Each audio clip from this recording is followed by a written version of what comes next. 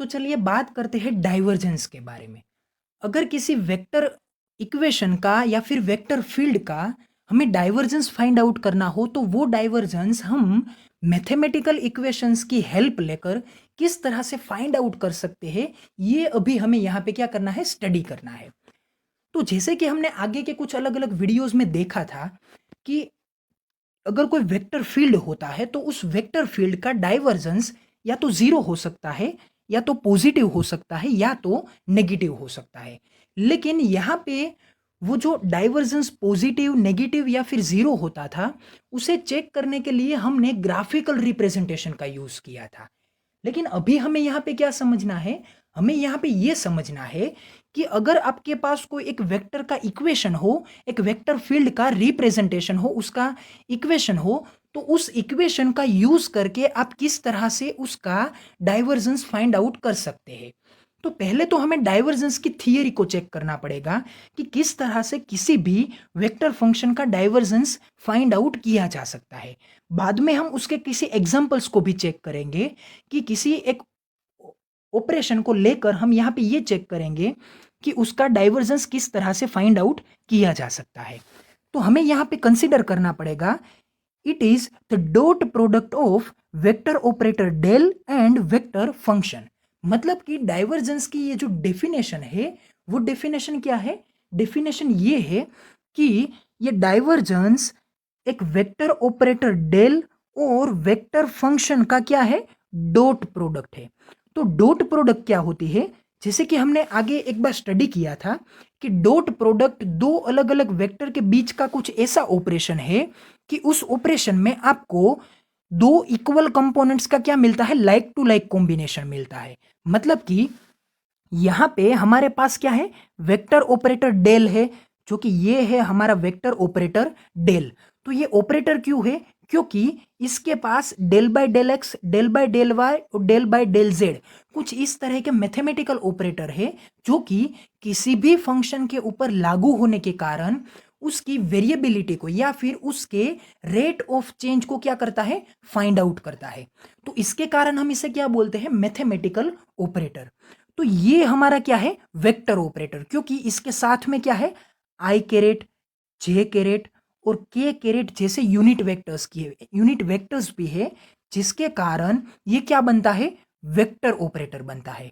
और साथ में हमने एक फंक्शन कंसीडर किया है। कंसीडर कीजिए कि ये आपका एक वेक्टर फंक्शन है, function f is equals to F of X I caret, F Y J caret and F Z K caret. तो इस वेक्टर ऑपरेटर और इस वेक्टर फंक्शन f, इन दोनों का अगर हम डॉट प्रोडक्ट फाइंड आउट करने की कोशिश करते हैं तो वो क्या बन के आता है, तो वो बन के आता है vector nebula dot function f।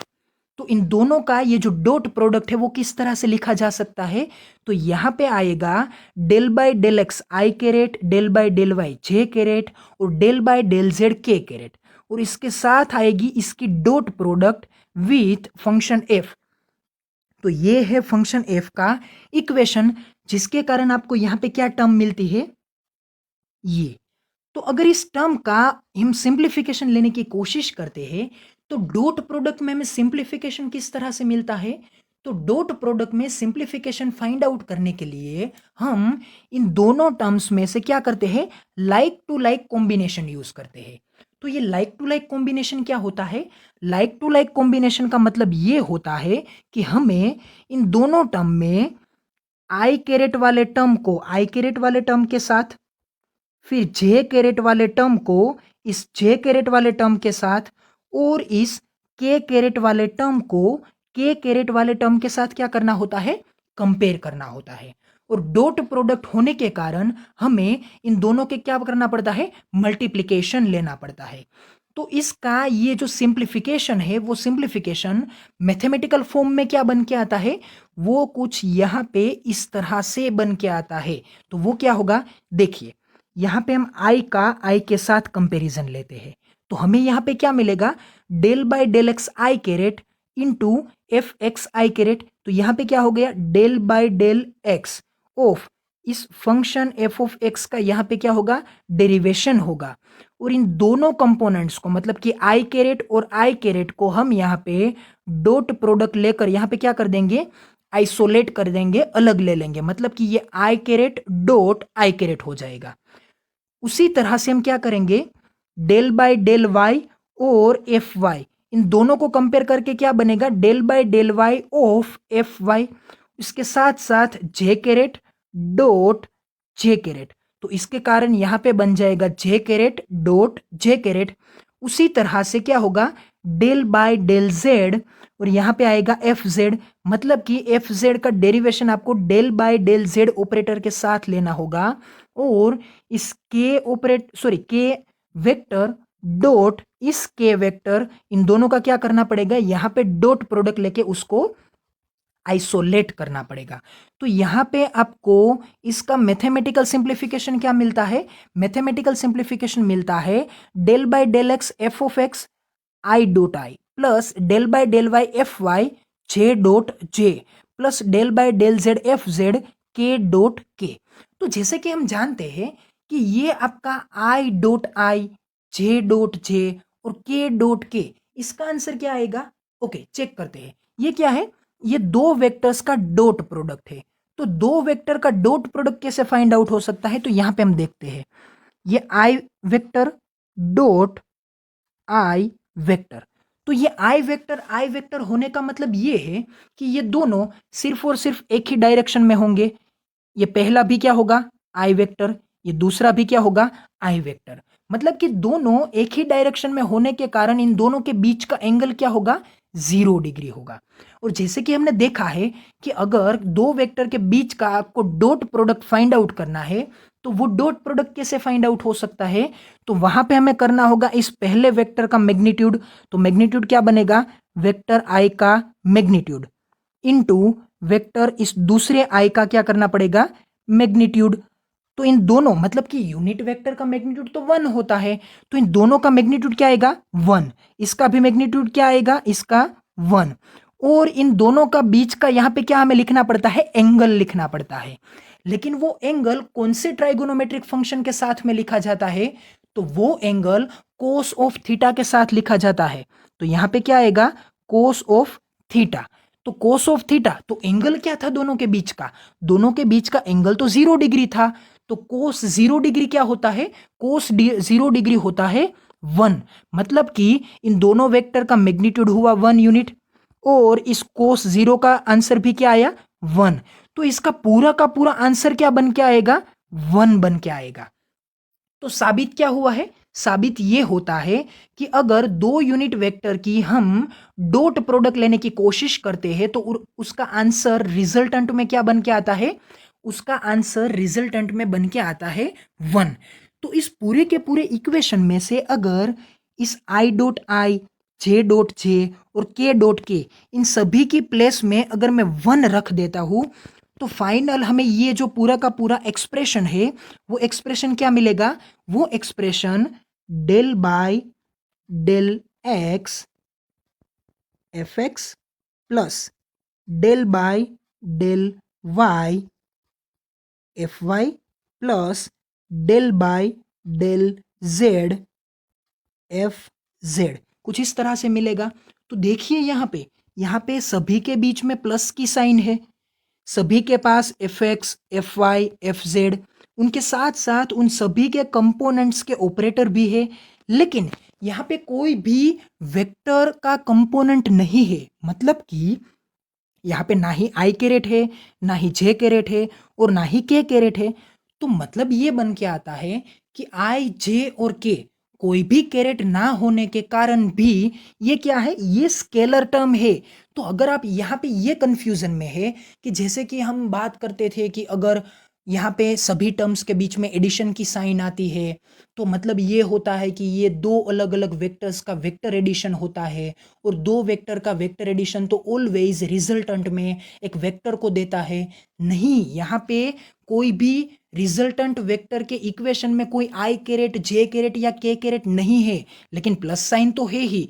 तो उसका मतलब आप कभी भी यहाँ पे ये मत निकालिएगा कि ये टर्म यहाँ पे बीच में प्लस होने के कारण स्केलर है या फिर कोई दूसरा रीज़न है कि बीच में यहाँ पे कोई भी एक ऐसी टर्म आ जाती है कि जिसके कारण स्केलर है, नहीं, यहाँ पे कोई भी वेक्टर का कंपोनेंट नहीं है, इसके कारण ये क्या है, स्केलर है। आप यहाँ पे ये कभी भी मत चेक कीजिएगा कि यहाँ पे अगर मैं इन दोनों के बीच का प्लस रिलीज कर देता हूँ तो यहाँ पे मैं कोमा लिख सकता हूँ, नहीं, ये आपकी पूरी की पूरी मिस्टेक होगी। इस तरह से आप नहीं लिख सकते हैं। ये एक मैथमेटिकल टर्म है और मैथमेटिकल टर्म में कभी भी आप प्लस और माइनस के रिप्लेसमेंट में कोमा नहीं लिख सकते हैं।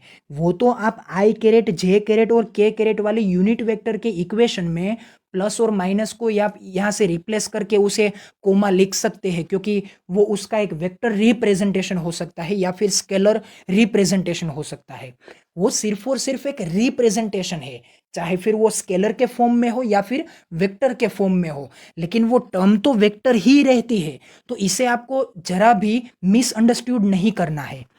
तो यहाँ पे मैंने आपको क्या बताया कि जिस तरह से हमारे पास एक वेक्टर ऑपरेटर है और एक वेक्टर फंक्शन है और इन दोनों की अगर हम डॉट प्रोडक्ट लेते हैं तो इन दोनों की डॉट प्रोडक्ट के कारण हमें यहाँ पे एक रिजल्टेंट इक्वेशन मिलता है, जो कि इक्वेशन क्या होता है, स्केलर होता है।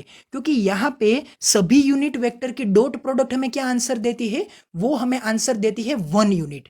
तो इसके कारण हमें क्या मिलता है, हमें यहाँ पे एक इक्वेशन मिलता है जो कि हमें शॉर्ट आंसर में ये बताता है कि दो टर्म्स का मतलब कि वेक्टर ऑपरेटर डेल और वेक्टर फंक्शन एफ का डॉट प्रोडक्ट आपको लाइक टू लाइक कॉम्बिनेशन के कारण इजीली मिल सकता है। तो यहाँ पे डाइवर्जेंस के बारे में जो इंपॉर्टेंट टर्म्स है जो कि हमें माइंड करनी चाहिए वो क्या है, कंक्लूजन के फॉर्मेट में ये है, it gives scalar value as a result. मतलब कि ये जो आपका रिजल्ट बन के आएगा वो रिजल्ट क्या होगा, एक स्केलर वैल्यू होगा। तो बात भी सही है, हमने इसका प्रूफ आगे देखा था। क्या प्रूफ था कि जैसे हमने बात की थी कि डाइवर्जेंस 3 टर्म्स में हो सकते हैं, या तो वो जीरो होगा, या तो वो प्लस होगा, या तो वो क्या होगा, नेगेटिव होगा। तो बात तो सही है ना कि स्केलर वैल्यू मतलब कि कोई एक नंबर प्लस माइनस जीरो, तो वो क्या है, वो स्केलर है। वहां पे हमने देखा था कि दोनों वेक्टर का मैग्नीट्यूड का जो कंपैरिजन होता है वो तो ऑलवेज स्केलर होता है। उसमें ये कभी नहीं होता है कि ये पॉजिटिव डायरेक्शन में ये एक्स की पॉजिटिव डायरेक्शन में पॉजिटिव डाइवर्जेंस है और एक्स की नेगेटिव डायरेक्शन में नेगेटिव डाइवर्जेंस है। नहीं, वहां पे तो हमने ये भी देखा था फिगर में कि डायरेक्शन दोनों अलग अलग होने के कारण, मतलब कि आप पॉजिटिव एक्स में चेक करिए, नेगेटिव एक्स में चेक करिए, दोनों सिचुएशन में आपका जो डाइवर्जेंस था वो डाइवर्जेंस तो पॉजिटिव ही मिलता था। तो कहने का मतलब ये है कि जैसे कि हमने उस ग्राफिकल रिप्रेजेंटेशन में देखा था कि डाइवर्जेंस ऑलवेज सिर्फ और सिर्फ एक स्केलर टर्म ही होती है, वहां पे कोई भी वेक्टर का कंपोनेंट रिप्रेजेंट नहीं होता है। तो आपको माइंड में अच्छी तरह से याद रखना है कि डाइवर्जेंस ऑलवेज क्या होती है, एक स्केलर टर्म होती है। फिर क्या है, it may be positive, zero और नेगेटिव। तो इसके बारे में तो हमने ग्राफिकल जो रिप्रेजेंटेशन था उसका कंक्लूजन था उसके बारे में अच्छी तरह से बात की कि किस तरह से डाइवर्जेंस पॉजिटिव होता है, नेगेटिव होता है और जीरो होता है। It should be net change of quantity at a point. तो वो भी बात मैंने अच्छी तरह से आपको यहाँ पे बताया था कि हमें यहाँ पे जो डाइवर्जेंस मिलता है वो divergence eight the certain point होता है, मतलब कि एक स्पेसिफिक पॉइंट की कंपैरिजन में मिलता है कि उस पॉइंट के पास आपकी ये जो क्वांटिटी है वो क्वांटिटी नेट चेंज में क्या है, पॉजिटिव चेंज में है या फिर नेगेटिव चेंज में है। अगर आपका वेक्टर का मैग्नीट्यूड इंक्रीज होता है तो उसका मतलब ये हुआ कि आपकी क्वांटिटी नेट चेंज में पॉजिटिव है, जिसके कारण उसका डाइवर्जेंस क्या बनता है, पॉजिटिव बनता है, क्योंकि वहां पे इंक्रीमेंट आता है। जबकि अगर कोई वेक्टर के कंपैरिजन में आपको वो क्वांटिटी का मैग्नीट्यूड मतलब कि उस वेक्टर का मैग्नीट्यूड डिक्रीज होता हुआ नजर आता है तो उसका 100% मीनिंग ये होता है कि वो जो फील्ड है वो फील्ड डाइवर्ज नहीं हो रहा है, वो क्या हो रहा है, कन्वर्ज हो रहा है। क्योंकि वहां पे उस वेक्टर फील्ड का ये जो मैग्नीट्यूड है वो मैग्नीट्यूड साइमल्टेनियसली जैसे ही पॉइंट इंक्रीज होते हैं वो क्या होता है, डिक्रीज होने लगता है। तो उसे हम क्या बोलते हैं कि वो फील्ड कन्वर्ज हो रहा है। तो ये क्या है, फाइनल में इसका मतलब ये होता है कि ये नेट चेंज ऑफ क्वांटिटी है at the certain point. This is called field is diverged at the certain point. मतलब कि आपका फील्ड एक सर्टेन पॉइंट के पास क्या हो रहा है, डाइवर्ज हो रहा है। तो आगे हम बात करेंगे इन सभी टर्म्स का एक एग्जाम्पल लेकर कि किस तरह से मैथमेटिकली हम इसे सोल्ट आउट कर सकते हैं। लेकिन इसके साथ साथ हम थोड़ी अलग अलग टर्म्स को भी पहले देख लेते हैं। तो यहाँ पे हमें डाइवर्जेंस की अलग अलग वैल्यू के बारे में देखना है। तो यहाँ पे हम अलग अलग टर्म्स को स्टेप बाय स्टेप कंसीडर करते हैं। If divergence is zero it means, अगर आपका डाइवर्जेंस जीरो होता है तो उसका मतलब क्या होगा, उसका मतलब ये होगा कि अगर आपका फील्ड एफ वेक्टर है तो उस फील्ड एफ वेक्टर का नेबुला के साथ में फाइंड आउट किया जाने वाला जो डॉट प्रोडक्ट आएगा, उस डॉट प्रोडक्ट का आपको रिजल्टेंट आंसर क्या मिलेगा, जीरो मिलेगा। मतलब कि अगर आपके पास कोई फंक्शन एफ वेक्टर का है और अगर आप उसका नेबुला वेक्टर के साथ, मतलब कि उस ऑपरेटर डेल के साथ आप इसका अगर डॉट प्रोडक्ट फाइंड आउट करते हैं और रिजल्टेंट में जो स्केलर वैल्यू आपको मिलने वाली है वो वैल्यू अगर जीरो बन के आती है तो उसका मतलब क्या होगा, उसका मतलब ये होगा कि आपके फील्ड का ये जो डाइवर्जेंस है वो डाइवर्जेंस क्या है, वो डाइवर्जेंस जीरो है। मतलब कि थ्रू आउट द फील्ड उसका ये जो वेक्टर होंगे सभी अलग अलग छोटे छोटे वेक्टर्स कि जिसके कारण ये आपका कॉम्बिनेशन होकर फील्ड बनता है, वो छोटे छोटे वेक्टर्स की लेंथ क्या होगी, यूनिफॉर्मली होगी। मतलब कि वो सभी वेक्टर्स इक्वी लेंथ में आएंगे तो उसके कारण उसका जो डाइवर्जेंस होगा वो क्या होगा, जीरो होगा। That means it has constant flow of field. मतलब कि उसके फील्ड का जो फ्लो होगा वो फ्लो क्या होगा, एग्जैक्टली कॉन्स्टेंट होगा। जैसे कि हमने एक फिगर में बात की थी पहले एग्जांपल में कि वहां पे सभी वेक्टर्स क्या थे, इक्वी डिस्टेंस में थे, इक्वी लेंथ में थे और इक्वी डायरेक्शन में थे, जिसके कारण उसका डाइवर्जेंस क्या बन के आता था, डाइवर्जेंस जीरो बन के आता था। तो वहां पे भी मैंने आपको बोला था कि ये फ्लो है वो फ्लो कैसा है, यूनिफॉर्म है या फिर कांस्टेंट फ्लो है। तो वही बात यहाँ पे रिपीट हो रही है कि जीरो डाइवर्जेंस के केस में जो भी फ्लो होता है फील्ड का वो क्या होता है, कांस्टेंट होता है। It does not change, it is uniform through out field area. मतलब कि इस पूरे के पूरे फील्ड के एरिया के थ्रू में ये क्या होता है, यूनिफॉर्म होता है, वो कभी भी चेंज नहीं होता है। तो जैसे कि हम डेरिवेटिव्स के बारे में बात करते हैं या फिर मैथमेटिक्स की लैंग्वेज का यूज करके हम डेरिवेशंस के बारे में बात करते हैं, तो डेरिवेशन क्या बताता है, अगर किसी फंक्शन का डेरिवेशन जीरो आता है तो उसका मतलब ये होता है कि इसका नेट चेंज क्या है, जीरो है, कि वो चेंज नहीं हो रहा है, वो 100% क्या है, यूनिफॉर्म है। तो यहाँ पे भी वही केस क्या होता है, रिपीट होता है। आप अगर फिजिक्स की लैंग्वेज में बात करते हैं या फिर मैथमेटिक्स की लैंग्वेज में बात करते हैं, कंसेप्ट कभी भी चेंज नहीं होते हैं, सिर्फ और सिर्फ उसे एक्सप्लेन करने का जरिया चेंज होता है, कभी भी कंसेप्ट चेंज नहीं होते। तो आप अगर इसे मैथमेटिक्स की आइज से देखें या फिर फिजिक्स के आइज से देखें, कोई भी चेंज नहीं आएगा, उन सभी टर्म्स का कंक्लूजन वही बन के आएगा, सिर्फ और सिर्फ उसे रिप्रेजेंट करने का ये जो आपका जरिया है वो जरिया ही चेंज होगा। तो दूसरा केस क्या है, but if divergence is positive it means कि उस वेक्टर फंक्शन एफ और उस वेक्टर ऑपरेटर डेल, इन दोनों का डॉट प्रोडक्ट क्या बन के आएगा, वो डॉट प्रोडक्ट आपको एक स्केलर वैल्यू के फॉर्म में पॉजिटिव वैल्यू रिप्रेजेंट करेगा।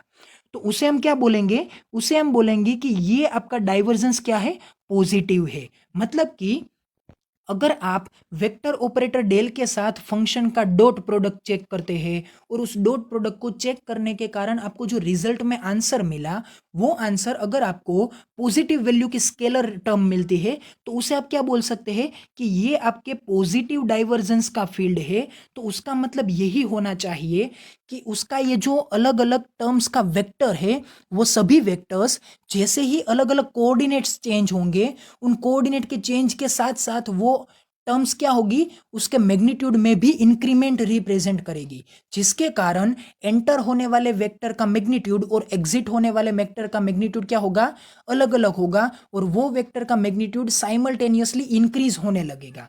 तो उसे हम क्या बोल सकते हैं कि वो पॉजिटिव डाइवर्जेंस है। अगर हम यहाँ पे ये बात करते हैं that means the rate of change is positive, तो मतलब ये होता है कि इस पूरे के पूरे फील्ड के एक्सप्लेनेशन में आपको जो रेट ऑफ चेंज मिलेगा वो रेट ऑफ चेंज क्या आएगा, पॉजिटिव आएगा, जो कि हम यहाँ पे मैग्नीट्यूड की कंपैरिजन में एक्सप्लेन करते हैं। तीसरा केस क्या है? In the third case, if divergence is negative, it means the dot product of vector operator del and the vector function f will become negative value in the form of scalar term। मतलब कि scalar term की comparison में आपको इन दोनों का dot product मिलेगा एक negative value. तो ये क्या रिप्रेजेंट करेगा? नेगेटिव डाइवर्जेंस को रिप्रेजेंट करेगा। It means field is not diverge but it converged. जैसे कि मैंने आपको उन सभी इक्वल्स के एग्जाम्पल्स में भी बोला था कि अगर आपका डाइवर्जेंस पॉजिटिव नहीं है तो आप इसे क्या बोलेंगे? आप इसे बोलेंगे कि ये फील्ड कन्वर्ज हो रहा है। तो कन्वर्ज होने का मतलब ये होता है उनका ये जो वेक्टर है वो वेक्टर का मैग्नीट्यूड साइमल्टेनियसली कंटिन्यूअसली क्या होता है? डिक्रीज होता है, जिसके कारण उसका रेट ऑफ चेंज क्या होता है? डिक्रीज होता है। तो आप अगर फिजिक्स के लैंग्वेज का यूज करते हैं तो आप क्या बोलेंगे कि वेक्टर की लेंथ डिक्रीज होती है। अगर आप मैथमेटिक्स की लैंग्वेज का यूज करते हैं तो क्या बोलते हैं कि उसका रेट ऑफ चेंज क्या है? डिक्रीज होता है। लेकिन इन दोनों के केस में जो आपको रिजल्ट मिलता है वो रिजल्ट क्या बन के आता है? वो रिजल्ट यही बन के आता है कि आपका फील्ड डाइवर्ज नहीं बल्कि क्या हो रहा है? कन्वर्ज हो रहा है, क्योंकि उसका मैग्नीट्यूड, उसकी क्वांटिटी का रेट ऑफ चेंज डिक्रीज होने वाला है। So the net flow will decreases in this case. तो ये केस थे हमारे डाइवर्जेंस की अलग अलग वैल्यू के बारे में। एक था जीरो, एक था पॉजिटिव और एक था नेगेटिव। तो यहाँ पे इस फिगर को देखिए, इस फिगर में आपको तीनों टर्म्स रिप्रेजेंट की हुई है। Nabla dot vector V less than zero, मतलब कि ये नेगेटिव डाइवर्जेंस को रिप्रेजेंट करता है। तो यहाँ पे क्या होता है कि ये जो यहाँ पे डॉट मिल रहा है, ये डॉट क्या है कि हम इस डॉट के पास इस पूरे के पूरे फील्ड का क्या फाइंड आउट कर रहे हैं? डाइवर्जेंस फाइंड आउट कर रहे हैं। तो ये डाइवर्जेंस क्या है कि यहाँ पे ये डाइवर्जेंस नेगेटिव है। इस दूसरे केस में nabla dot vector V is greater than zero, मतलब ये है कि ये डाइवर्जेंस पॉजिटिव है। तो क्या है कि इस फील्ड के कंपैरिजन में, मतलब कि इस पॉइंट की कंपैरिजन में ये सभी वेक्टर्स क्या है? ये सभी वेक्टर्स यहाँ से डाइवर्ज हो रहे हैं। ये सभी वेक्टर इस पॉइंट को यहाँ से छोड़कर इनसे दूर जा रहे हैं। तो इसका मतलब ये होता है कि ये क्या है? ये पॉजिटिव डाइवर्जेंस का एग्जाम्पल है। और यहाँ पे क्या है? ये तीसरी फिगर में ये इस पॉइंट के कंपैरिजन में आपको ये सभी वेक्टर्स इक्वल लेंथ में मिल रहे हैं। तो इनकी जो लेंथ है वो लेंथ क्या है? इक्वल है। तो इक्वल लेंथ होने के कारण रेट ऑफ चेंज क्या आता है? जीरो। तो उसके कारण nabla dot vector v is equals to zero आता है। तो ये फिगर का एग्जाम्पल था। लेकिन आपने ये जो सभी फिगर है ना, इन सभी फिगर को आपने डे टू डे लाइफ में देखा है। कहाँ पे देखा है? चलिए मैं आपको बताता हूँ। जैसे कि हम इलेक्ट्रोस्टैटिक्स में चार्ज की बात करते हैं, तो हम पॉजिटिव चार्ज को जैसे ही हम कंसीडर करते हैं तो क्या करते हैं कि पॉजिटिव चार्ज में से उसकी ये जो इलेक्ट्रिक फील्ड लाइन है वो इलेक्ट्रिक फील्ड लाइन कुछ इस तरह से बाहर निकलती है। तो ये क्या हुआ? चार्ज आपका पॉजिटिव था तो फील्ड लाइन किस तरह से ड्रॉ करते थे? बाहर निकलने की ओर से।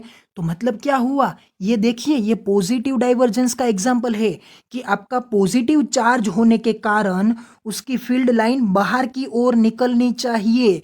तो ये तो आपका मैथमेटिकल कंसेप्ट ले लीजिए या फिर फिजिक्स का कंसेप्ट ले लीजिए, सभी कंसेप्ट में क्या प्रूफ आया? प्रूफ तो ये आपके डे टू डे लाइफ में आया कि पॉजिटिव चार्ज में से निकलने वाली ये सभी फील्ड लाइन हम क्या करते हैं? आउटवर्ड ड्रॉ करते हैं, मतलब कि उसका एरो बाहर की डायरेक्शन में ड्रॉ करते हैं, क्योंकि वो चार्ज कैसा है? पॉजिटिव है। लेकिन उसी के नेगेटिव में, मतलब कि अगर हम उसी के ओपोजिशन में नेगेटिव चार्ज के बारे में बात करते हैं तो क्या होता है? अगर आपका चार्ज नेगेटिव होता है तो हम ये कंसीडर करते हैं कि ये सभी फील्ड लाइन क्या होती है? इसमें इंसर्ट होती है, मतलब कि यहाँ पे क्या होती है? एक पॉइंट के नियरर में ये कलेक्ट होती है। तो ये उसका मतलब क्या हुआ कि चार्ज नेगेटिव है तो उसका डाइवर्जेंस भी क्या होता है? नेगेटिव होता है, जिसके कारण ये सभी फील्ड लाइन के वेक्टर्स क्या होते हैं? इस एक पॉइंट के नियर में यहाँ पे कलेक्ट होते हैं और इसके कारण इन सभी के एरोज क्या होते हैं?